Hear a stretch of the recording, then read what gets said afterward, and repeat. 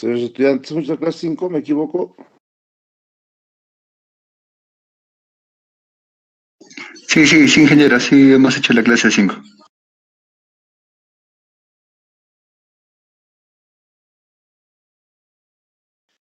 Ok, entonces, señores estudiantes, hasta ahí sería el examen, nuestro primer examen, hasta la diapositiva número 5, tema 5.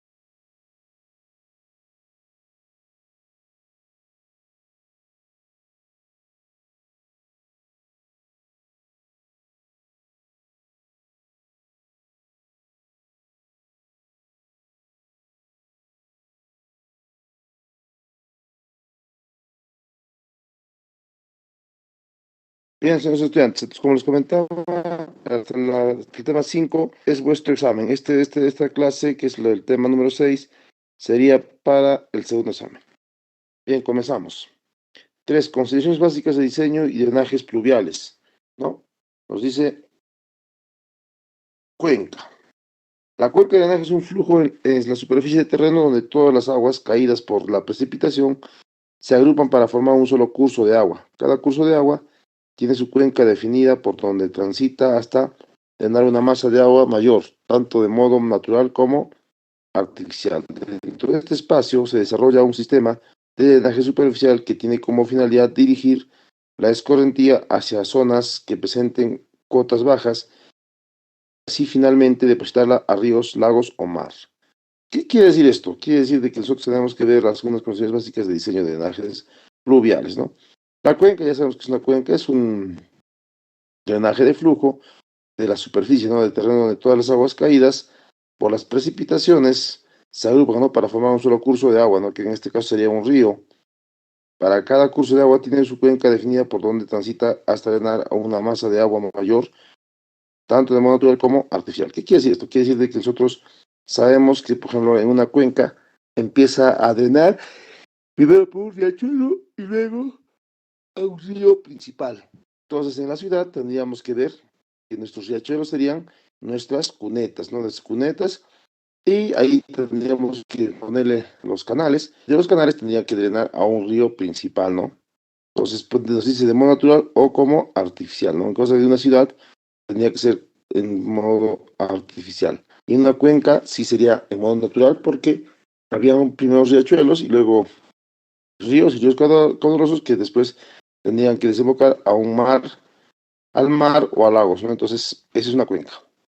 Dentro de este espacio entonces, se desarrolla un sistema de drenaje superficial que tiene como finalidad dirigir la escorrentía hacia zonas que presenten cuotas bajas y así finalmente depositarlas a ríos, lagos o mar, ¿no? Entonces, lo que estamos comentando, ¿no? Entonces, en la fotografía de abajo se puede ver de que ahí es una ciudad, ¿no? En una ciudad vamos a tener que, como les decía, tener cunetas y esas cunetas van a tener que llevar a canales y de los canales a un canal mayor y de ahí a un río, ¿no? Y ese río tiene que depositar a un lago.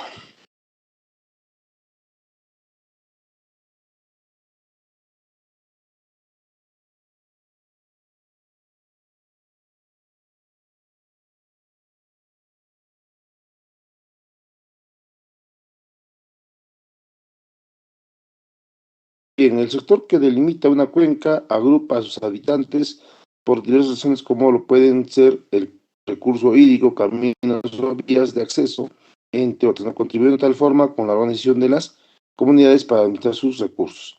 Dependiendo del tamaño de cauce principal de la cuenca, ¿no? Es que se debe esperar una mayor o menor probabilidad de estar sujeto a crecientes por ello que se debe ordenar con el grado de ramificación más adecuado.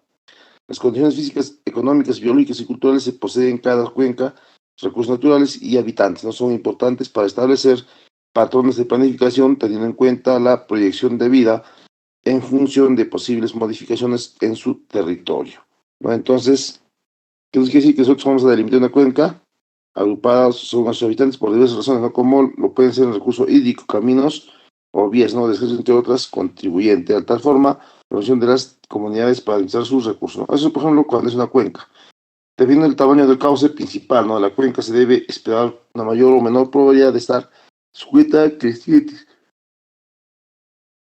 Es por ello que debemos ordenar, ¿no? Con el grado de ramificación más adecuado, ¿no? Las condiciones físicas, económicas, biológicas, ¿no? Y culturales que poseen cada cuenca según los recursos naturales y habitantes, ¿no? Entonces, es importante para poder establecer patrones de planificación cuando tenemos proyecciones de vida en función de posibles modificaciones del territorio, ¿no? Entonces, eso es cuando es una cuenca, ¿no? En este caso lo estamos observando en la parte de un plano, ¿no? Un plano de una ciudad, ¿no? En una ciudad vamos a tener, vamos a considerar como si fuese una cuenca o una microcuenca. ¿Para qué? Para poder hallar su precipitación, ¿no? Entonces es importante también considerar ello. Área de la cuenca, lo que se comentaba, es aquella superficie proyectada en un plano horizontal que se obtiene después de delimitar la cuenca, ¿no? Su forma es irregular, es aquí donde la precipitación toma diferentes formas traducidas en escorrentía y de donde se drena hacia un canal, ¿no? Cercano, tanto natural como artificial. Evidentemente, la elección de una cuenca y su posterior estudio es para identificar posibles vías de evacuación. En algunos casos es necesario subdividir la cuenca para un estudio más minucioso que permita mejores resultados, ¿no? Entonces, nosotros vamos a tener que, una vez que se delimitado la cuenca, vamos a tener nosotros que hallar el área de la cuenca, ¿no? Nos dice que es irregular para poder nosotros verlo. Entonces, en este caso nosotros estamos viendo figura 2.4 áreas dentro de una urbanización, el Chical, ¿no? Entonces ahí, por ejemplo, ya podemos tomar el área, ¿no? Por ejemplo, ahí que está subdividida, ¿no? En subcuencas, ¿no? Ahí, por ejemplo, dice Girón Tangalará, Girón Arena, Girón Villar y Girón Tallán, ¿no? Entonces ahí, por ejemplo, ya está delimitada esa cuenca y simplemente hay que hallar su área, ¿no? Entonces, para poder hacer su área de la cuenca.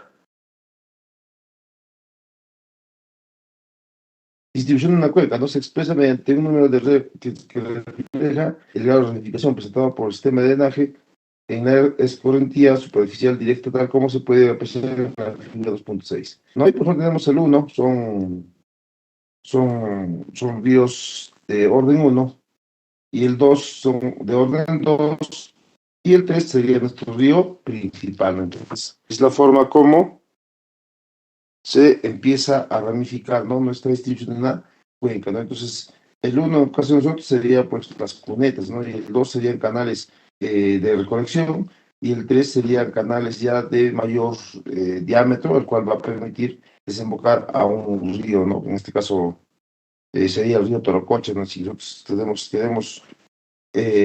queremos entenderlo mejor, como les digo, las cunetas serían el 1, el 2 serían los canales que hay en el centro, y el 3 sería el río Torococha, ¿no? Entonces, algo así para que ustedes lo puedan entender de la mejor manera, señores estudiantes.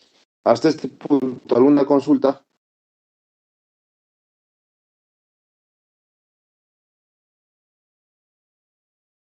Preguntas, señores estudiantes.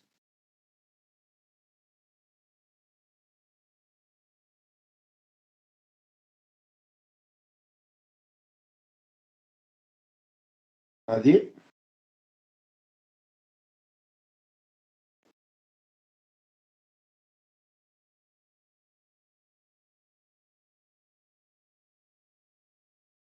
¿Alguna consulta, señores estudiantes?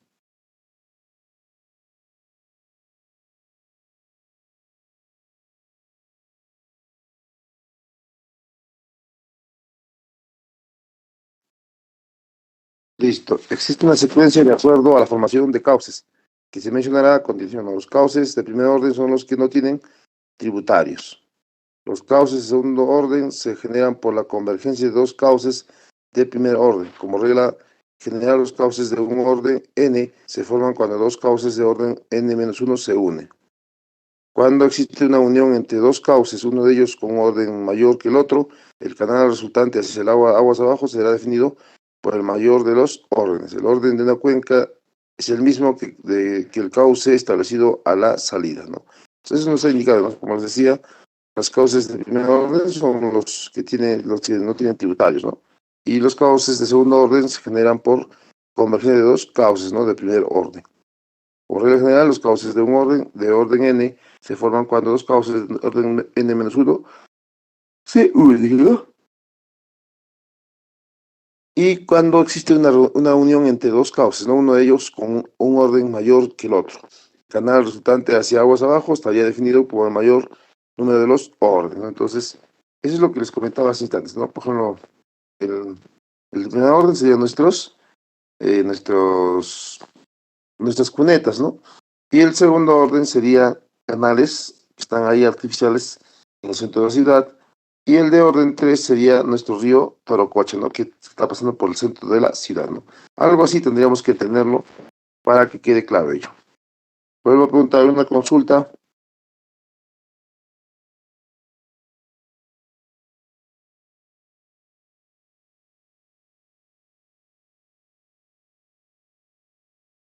¿Están ahí, señores estudiantes, o están haciendo otras cosas?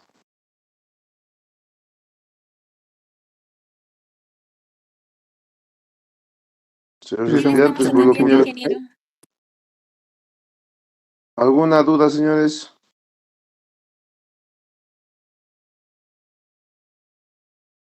Bien, continuamos. Pendiente de una cuenca. Es la característica física de una cuenca de la cual depende la configuración topográfica del terreno y el área de la cuenca. Las pendientes de diseño deben garantizar la conducción de escurrimientos hacia los puntos de captación previamente definidos. Ahí podemos observar una fotografía, ¿no?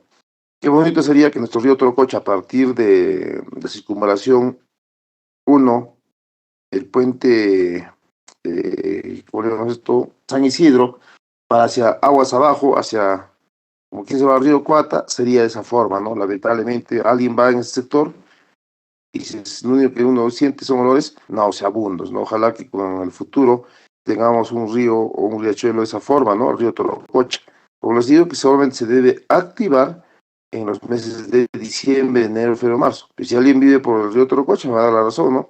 Que está todo el año activado, ¿no? Pero ni siquiera con agua dulce, ¿no? Sino por aguas servidas, ¿no? Lamentablemente, esa es nuestra triste realidad en la ciudad de Juliacán, ¿no? Pero algún día, ojalá, se pueda observar esa fotografía desde eh, el puente, ¿cómo se llama este? San Isidro, ¿cómo se llama? San Isidro, pues, ¿no? No. De ahí para abajo que podamos, ¿no? Porque si lo vamos a techar, simplemente va a ser como un canal, ¿no? Que no se va a poder observar, ¿no? La idea sería eso, ¿no? Recuperar esa área, ¿no? Pendiente superficial. La velocidad con la cual un flujo de escorrentía recorre la superficie depende de la pendiente del mismo. El tiempo de concentración también se va afectado por esa característica morfológica, siendo este mayor cuando la pendiente es menos pronunciada. Además, tiene una importancia directa en relación a la magnitud de las crecidas. Es por ello que al presentar la cuenca, una pendiente considerable, se producirá un caudal de escorrentía de mayor capacidad que si contara con una pendiente baja después de un proceso de precipitación. ¿No? Entonces, nosotros tenemos que tener pendientes superficiales, ¿no? Que nos va a ayudar para poder nosotros tener una velocidad, ¿no? Y el flujo pueda fluir y recorrer todo lo que es el canal, ¿no? Y de esa forma poder evacuar las aguas de la precipitación pluvial.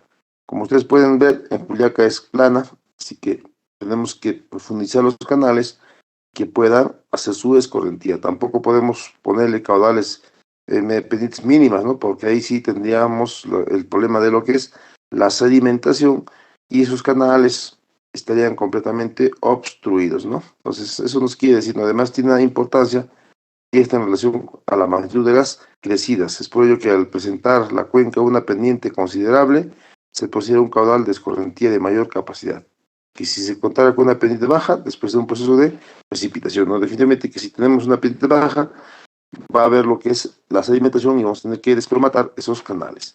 Entonces, también hay que analizar ello. Pendiente del cauce de las aguas.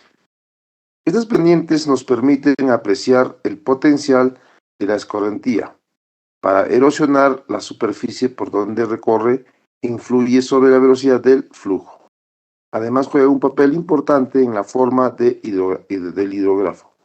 Su comportamiento nos permite determinar las características óptimas para el aprovechamiento hidroeléctrico en la solución de problemas de inundaciones como en el presente caso. Esta se halla a partir de la relación entre la diferencia de cotas del cauce máxima y mínima, la longitud del mismo. Además, a partir de esta pendiente, se podrá definir el tiempo de tránsito dentro de las estructuras de colección. El cálculo de este parámetro se puede definir mediante la siguiente expresión, ¿no? Ahorita vamos a ver la expresión. Ahí nosotros, por ejemplo, en el gráfico podemos observar, ¿no?, de que ahí, por ejemplo, hay una pendiente, el cual va a ayudar para que pueda evacuar aguas pluviales, ¿no? Se calcula este parámetro, se puede definir mediante la siguiente expresión, ¿no? Ahí se puede ver, S ves pendiente va a ser igual por H máximo, o sea, la altura máxima menos H mínima entre la longitud. Entonces ahí podemos hallar la pendiente. H máximo es la parte superior y H mínimo es la parte inferior. Se puede observar en nuestra cuenca, en la fila 2.7 podemos ver la cuenca, ¿no? H máximo y H mínimo son cotas de los extremos del cauce. La longitud del cauce en kilómetros y esa es nuestra pendiente. De esa forma nosotros podemos hallar nuestras pendientes, ¿no? Entonces, en este caso, ¿cómo tomaríamos nosotros para poder ver nuestra pendiente en el río Torococha? Tendríamos que tomar el H máximo por el seguro social, ¿no? Y el H mínimo tendríamos que tomar en el puente San Isidro, ¿no? Entonces, ahí tendríamos H máximo y H mínimo. Y tendríamos que medir todo el río Torococha. Aló, Renzo. Desde el seguro social hasta No, el nada, puente. nada, amigo. Por favor, cierre su micrófono. Ya. Ya.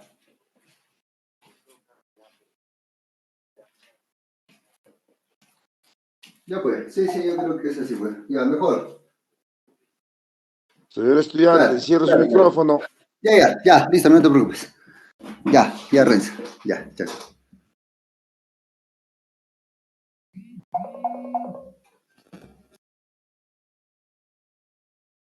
¿Quién está con el micrófono abierto?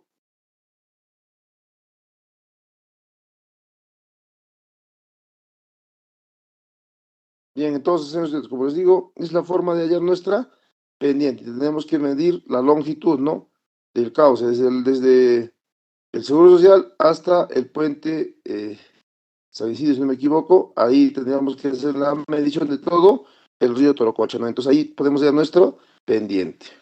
¿Alguna consulta hasta acá, señores?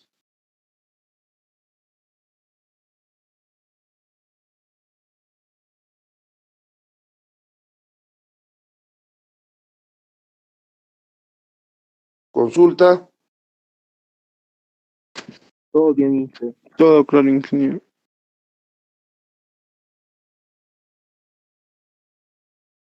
Entonces, hemos hablado, señores estudiantes, sobre primero la delimitación de una cuenca. Esa cuenca la vamos a delimitar en donde nosotros queremos hacer el estudio.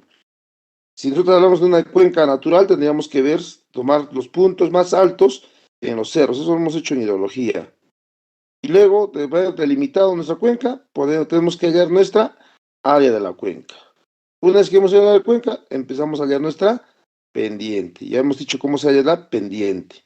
El H máximo menos el H mínimo entre la longitud de toda la cuenca en kilómetros y tengo mi pendiente.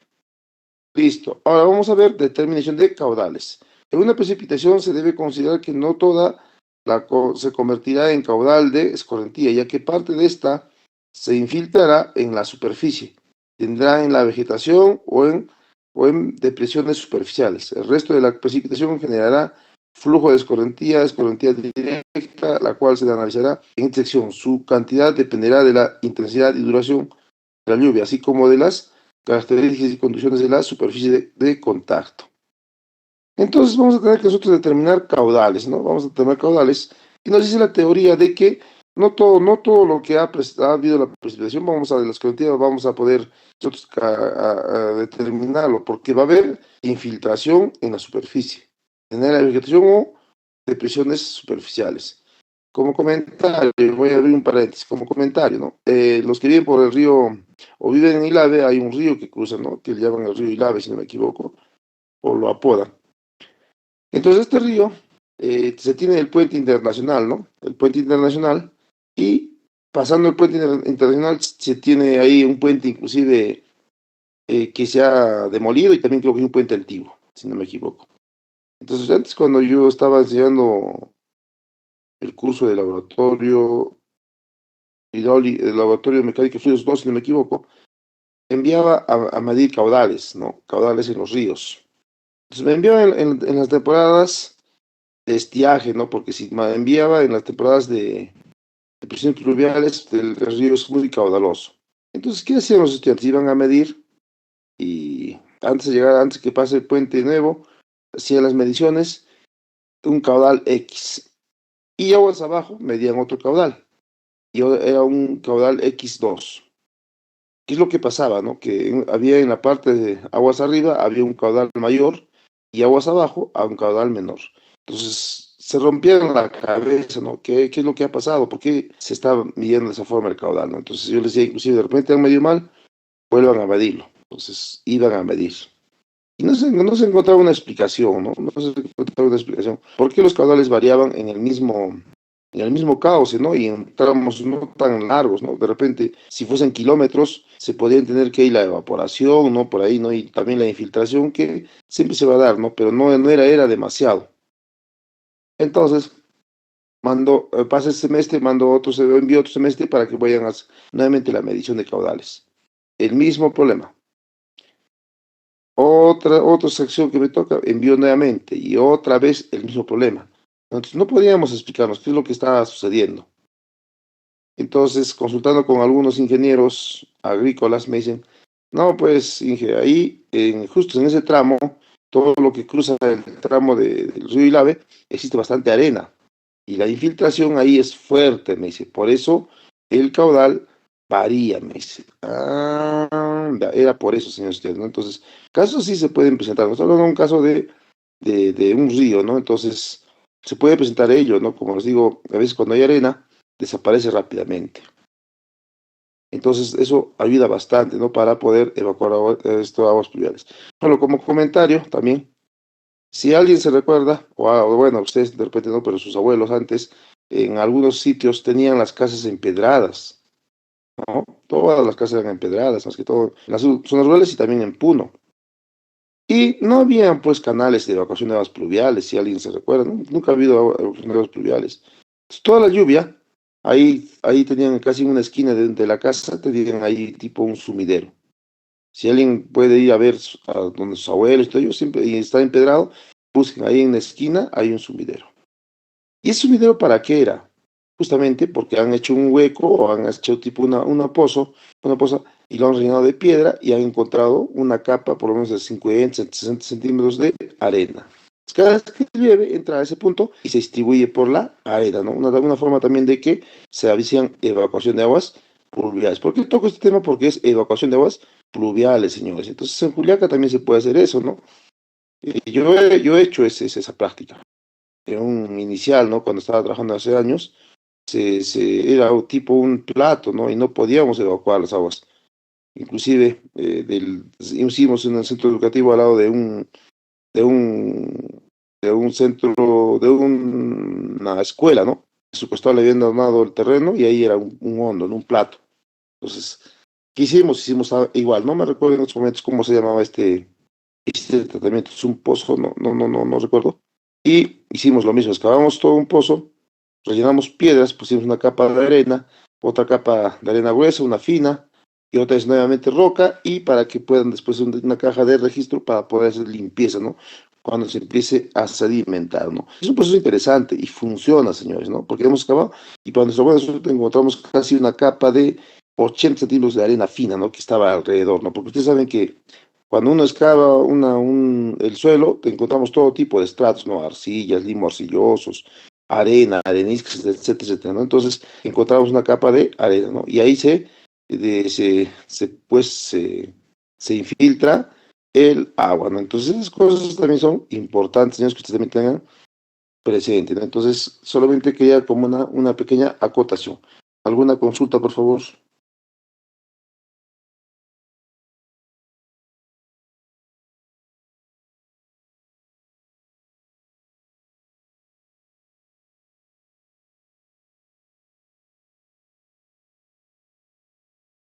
Bien, estimación del caudal de escorrentía, método racional.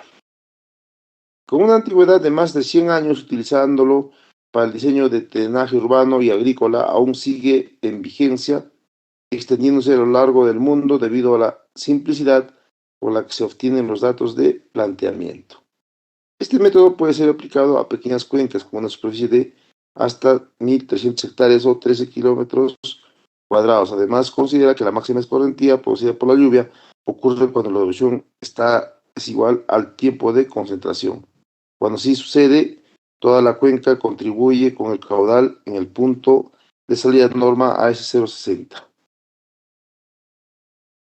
¿Cuál es? Si el tiempo de duración es mayor que el tiempo de concentración, de la misma manera toda la cuenca contribuye, pero la intensidad de lluvia es menor, por tanto es menor el caudal. Por lo contrario, si el tiempo de duración es menor que el tiempo de concentración, la intensidad de lluvia es mayor. En este caso, solo una parte de cuenca aporta la escorrentía, entonces tira un menor caudal. El caudal de escorrentía se puede expresar de la siguiente forma. Caudal va a ser igual coeficiente de escorrentía por la intensidad por el área, ¿no? Entonces, ese es el método racional, ¿no? Que es simple. Consulta. Con ustedes hemos hecho este método, hemos llegado a hacer el ejercicio en hidrología.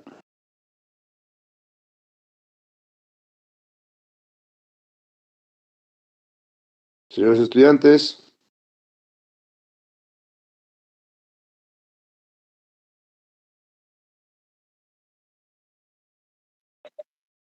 nadie.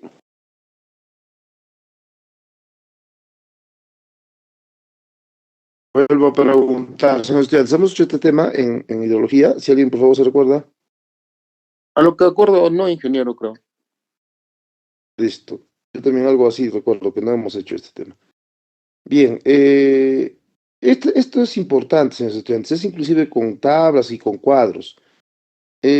¿Cuándo podemos hacer esa clase exclusivamente del cálculo para el caudal, señores? Es importante que ustedes lo puedan conocer.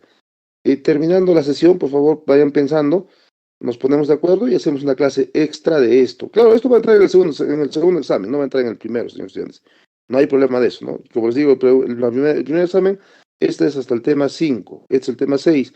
Esto estaría entrando para el segundo, pero me gustaría que usted me diga, ingeniero, para tal fecha, y lo recuperamos y les voy a explicar más o menos cómo, de qué consiste esto, ¿no? Porque es interesante hacer este cálculo, ¿no? Para que también ustedes lo puedan tener presente, ¿no? Si no van a decir, no, nunca nos enseñan ingeniero, así que no saben. Entonces, yo tampoco podría decirles, no, y no les enseñan, ¿no? Entonces, yo recuerdo también que no creo que no llegamos a este punto. Pero, sin embargo, yo me comprometo en hacer un pequeño repaso, pero fuera de nuestro horario. Bien, señores, continuamos. Cuando terminemos la clase, nos ponemos de acuerdo. Coeficiente de escorrentía. Este coeficiente depende de diversos factores como el tipo de escorrentía, lluvia, nieve o granizo, de su cantidad, de su intensidad, distribución en el tiempo, la humedad inicial, el del suelo, el tipo de terreno, tipo de cobertura vegetal existente. La cantidad de agua escorrentía que llega al cauce de evacuación representa una fracción de la precipitación total, ¿no? A esta fracción se le denomina coeficiente de escorrentía, que es un factor adimensional, que va a ser de la siguiente forma, ¿no? C va a ser igual a 0,14 más 0,5 por X, por Y, que es coeficiente de impermeabilidad adimensional, más 0,05 por P, que es la pendiente, ¿no? Pendiente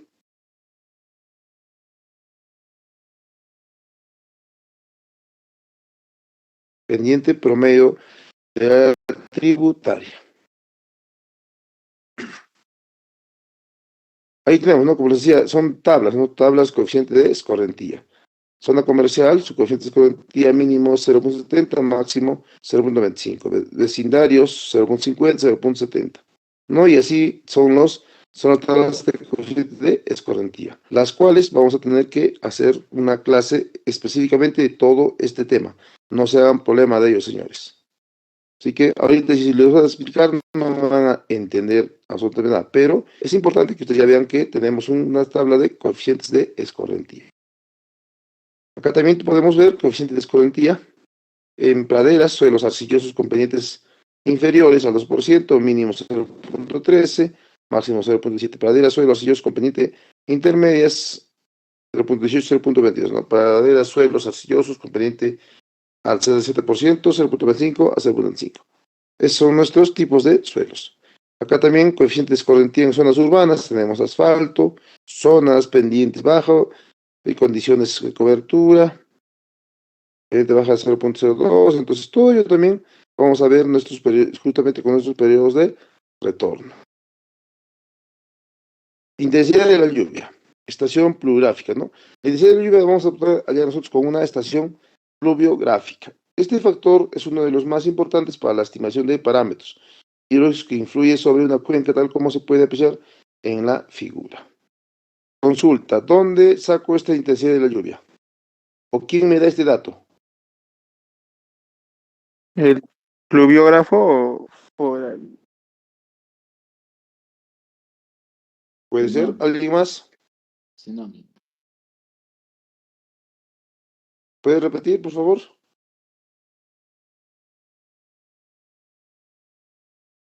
Mira, buenas noches, Tsunami. Exactamente, ¿no? El CENAMI nos da estos datos de intensidad de lluvia. Si yo estoy haciendo un expediente técnico, señores, pago un monto y CENAMI me da toda esta intensidad de lluvia para yo poder tener no solamente del día de hoy o del año pasado, sino inclusive me pueden dar de 20, 30 años de atrás, ¿no? Para yo poder ver cómo se ha comportado la intensidad de lluvia. Claro que esto lo miden mediante estación pluviográfica. Nosotros no vamos a estar midiendo estación pluviográfica, señores. No tenemos estación pluviográfica. Pero sí CENAMI, ¿no? Ellos hacen estas mediciones cada mes, inclusive tienen diarios, ¿no? Entonces nosotros vamos y simplemente adquirimos esos datos en CENAMI para poder tener nuestra intensidad de lluvia. Eso también que quede claro. Y si, por ejemplo, alguien está haciendo una tesis, para una tesis es completamente gratis y te dan también los datos. Claro que no te van a dar datos de repente ya que tengamos, ¿no? Si no les dan datos, ya más que para que ustedes puedan hacer las estimaciones, ¿no? Entonces, se puede hacer también lo mismo. Si alguien hace una tesis, ya les he dicho que pueden ir a Tsunami y presentan una solicitud y el tema de la tesis y se les dan en forma gratuita, ¿no? Inclusive también, si no me equivoco, también hay para descargar en el internet. Si alguien se da la molestia y alguien tiene una curiosidad, pueden estar buscando intensidad de lluvia en Tsunami y también la pueden encontrar en el internet, si no me equivoco. Ahí tenemos intensidad de lluvias, 2 años, 5 años, 10 años, 25 años, 50 años, ¿no? Y nos da intensidad en milímetros sobre hora, duración de lluvia en minutos. Esto también vamos a repasarlo, como les digo. Vamos a repasarlo para que ustedes lo puedan tener claramente este tema, ¿no? Ahorita lo estoy pasando rápidamente porque no hemos hecho ejercicio. Así que más adelante lo vamos a hacer. También el tiempo de concentración. Se llama tiempo de concentración al tiempo de transcurre desde que una gota cae en el punto más alejado de la cuenca hasta que llegue la salida de este. Asimismo, este tiempo está en función de ciertas características geográficas y topográficas de la cuenca, ¿no? Entonces, va a depender mucho, ¿no? De este tiempo desde que sale desde que sale la gota hasta que cae, ¿no? Entonces, también vamos a tener que analizar, ¿no? Para eso se llama el tiempo de concentración. Dentro del tiempo de escurrimientos debe incluir los escurrimientos sobre terrenos, canales, cunetas y en general todos los recorridos sobre la misma estructura que se diseña.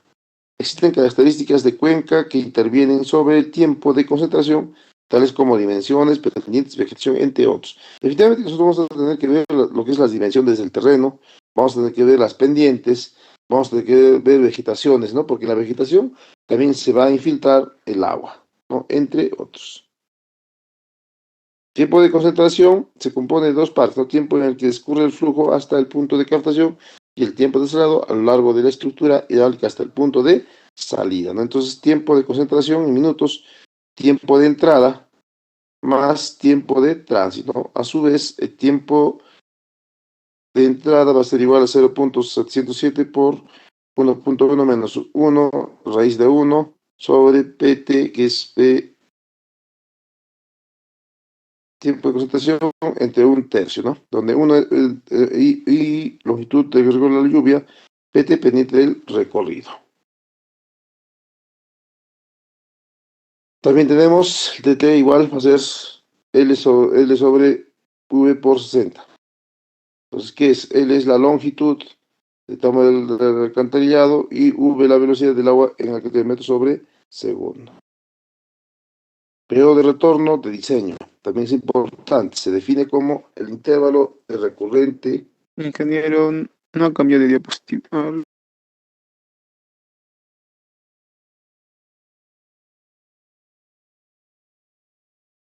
A ver, un minuto. Ahora sí, periodo de retorno, ¿no? No, a ver, no, está Sí, ingeniero. cambiándose. Un minuto, esperen, por favor.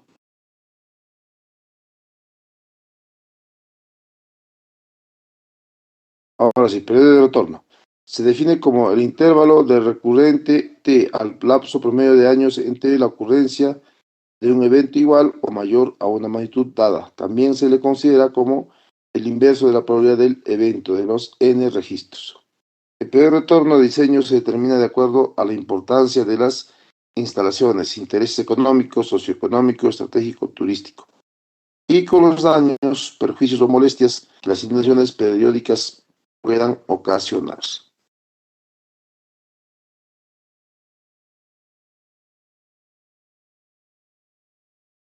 Es uno de los parámetros más significativos de ser tomados en cuenta al dimensionar una obra hidráulica destinada a soportar avenidas como por ejemplo el vertedero de una presa, entre otros diques, para el control de inundaciones, puentes, entre otros. Entonces, este periodo de retorno se hace un lapso de promedio en años entre la ocurrencia de un evento igual o mayor a la magnitud dada. También se le considera como el inverso de la probabilidad del evento de los registros.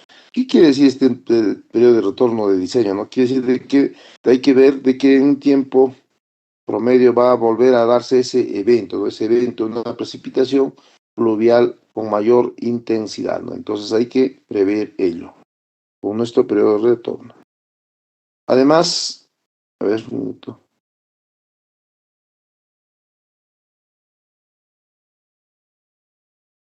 Talento, el internet. Listo. Además, está en función de variable aleatoria, precipitación máxima o caudal máximo, con base en las siguientes relaciones. T va a ser igual n más 1 sobre m. P va a ser igual mn más 1 o va a ser igual a 1 sobre t, donde t es periodo de retorno años. Número de años del registro n. M, número de orden. P, la probabilidad, ¿no? Entonces la probabilidad de que vaya a haber un periodo de retorno. El riesgo de falla admisible en función del periodo de retorno y la vida útil de la obra está dado por la siguiente relación. R va a ser igual a 1 menos, abrimos paréntesis, 1 menos 1 sobre T, cerramos paréntesis, todo esto elevado a la N. ¿Qué es R? Riesgo de falla admisible. T, periodo de retorno. N, número de años de vida útil de la obra. Entonces, aplicando esta fórmula, vamos a poner el riesgo de falla admisible. Entonces, también, como les digo, vamos a darle el énfasis a este tema, ¿no? Como les digo, vamos a hacer todo un ejercicio de ello. La obra tiene una vida útil en años. En fórmula anterior permite calcular el periodo de retorno fijando el riesgo de falla admisible, el cual es la probabilidad de ocurrencia del pico de la creciente estudiada durante la vida útil de la obra, ¿no? Entonces, todo este riesgo de falla admisible es importante que lo podamos nosotros calcular, ¿no? Como les digo, también vamos a hacer este periodo de retorno, vamos a ver este riesgo o falla. Bien, señores, hasta acá sería la sesión. Como os digo, no se hagan problema de ello porque se ha explicado prácticamente solamente la teoría, ¿no? Si ustedes hubiesen hecho el tema o hubiésemos hecho nosotros el tema, lo hubiesen entendido de mejor manera. Pero como les comento, no hay ningún inconveniente porque yo me comprometo en hacer una clase netamente de este tema, ¿no? Para que ustedes también puedan entenderlo de la mejor manera y de esa forma ustedes puedan quedar claro con lo que es los caudales máximos, cómo se calcula. ¿Alguna consulta, por favor?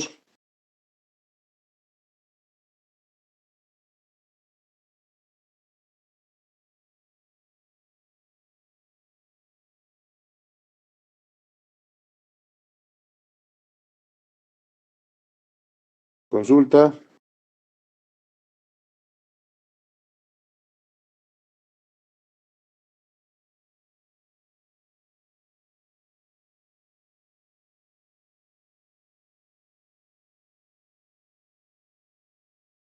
¿Nadie? Ingeniero, buenas noches. Buenas noches. Ingeniero, ¿en qué horario más o menos tendríamos que usted tendría tiempo para hacer esa clase que dice ingeniero?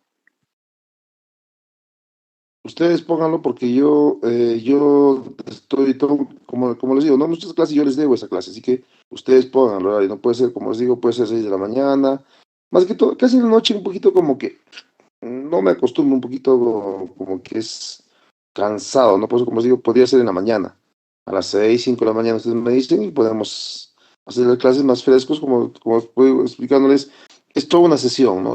Hay que hacer los cálculos, hay que hacer, inclusive yo tomaba examen de ese ejercicio, ¿no? Entonces, es todo un ejercicio interesante, hay que hacer los cálculos, ¿no? Como digo, depende de ustedes.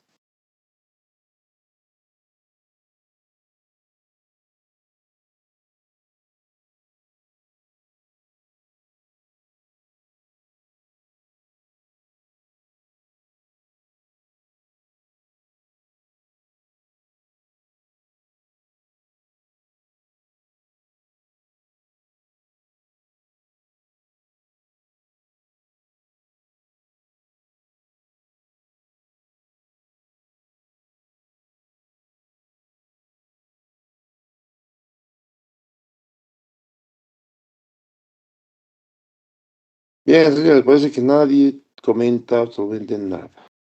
Bien, señores estudiantes, ¿el delegado está en el salón? Presente, ingeniero. Listo, Vega. ¿Cuándo damos el examen? Ingeniero, ¿sería posible el día lunes, ingeniero? Lunes. ¿No quieren dar el sábado? Ingeniero, más tiempo para estudiar, ingeniero. Listo, lunes. Lunes Sería bueno el día a lunes. las 8 de la mañana, señores.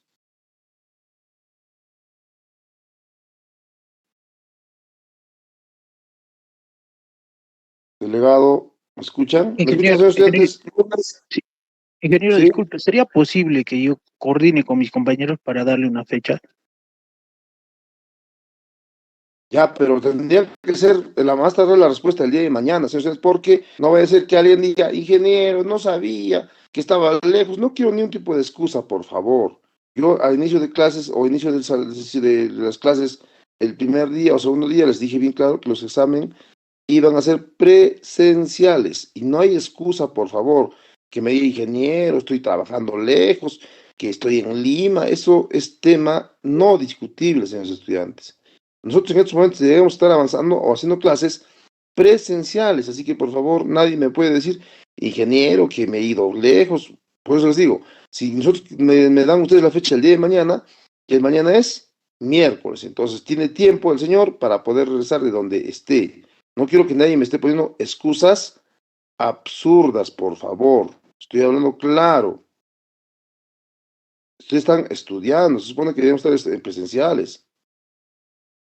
No sé por qué lo han puesto en clases virtuales. Como les digo, yo a mí me gustaría estar en clases ahorita con ustedes. Y se aprende mejor en clases presenciales que virtuales. Porque ustedes saben bien claro que en vez de estar haciendo clases, ustedes están pensando en otras cosas. Pero cuando estamos en clases, ustedes están atentos. Y a mí al menos no me gusta que hagan bulla. Entonces, son temas que vamos, bueno, yo no soy quien para de repente hacer un comentario. Pero bueno, así que, señores, entonces coordina, señor estudiante, digo, señor delegado, y a más tardar, más noche, o caso contrario, mañana temprano me tienes que ya y decir el horario y también a la vez pasar la información a sus compañeros cuando se va a dar el examen. Si ustedes van a escoger el día lunes, yo propongo que sea 8 de la mañana. ¿De acuerdo? Ya, ingeniero, ya, yo me voy a poner en coordinación con mis compañeros. Ingeniero, les explicaría que me reenvíe las diapositivas, ingeniero. No La hay número problema. 5 sobre todo, ingeniero. Envíame un mensaje de WhatsApp y yo se los envío en momentos. Esta diapositiva más los voy a enviar. Ya, ingeniero, muchas gracias. Listo, señores estudiantes, a ponerse a estudiar. Ojo, esto no se van a poner a estudiar esta diapositiva, solamente hasta el número 5, por favor. Nada más. No hay más, no hay otra cosa que no voy a tomar fuera de lo que hemos avanzado. Así que no, pues se pongan a estudiar otras cosas. No hay nada de ejercicios. No hay nada de ejercicios, pues no voy a ponerme a hacer ejercicios que no hemos hecho en clases. Ahora, en la otra clase que vamos a hacer sí, ejercicios, ahí sí van a venir ejercicios, ¿no? Entonces, eso en aspecto, cuando yo diga, ¿no? Este ejercicio, pónganle de interés. Va a venir el examen. Ya pues, ese día nos ponemos interés. Pero ahorita es puro teórico. Así que por favor no voy a poner ni un ejercicio si no hay más ejercicios. Así que sería algo absurdo, ¿no? Voy a tomar el examen, repito, señores estudiantes, de lo que se ha avanzado en las sesiones virtuales. No hay otra cosa que estudiar, por favor. No se confíen.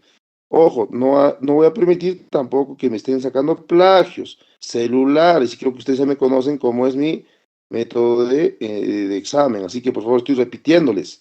No me digan después que no sabía, no quiero que nadie salga desaprobado. Pónganse a estudiar.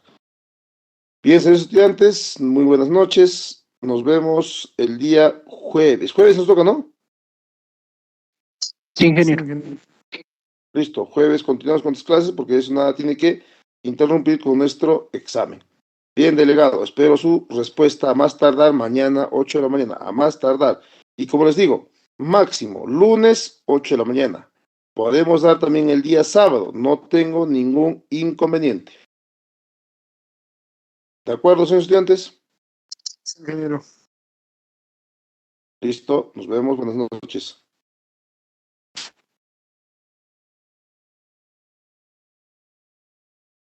Ya, ingeniero, que tenga buena noche. Noches.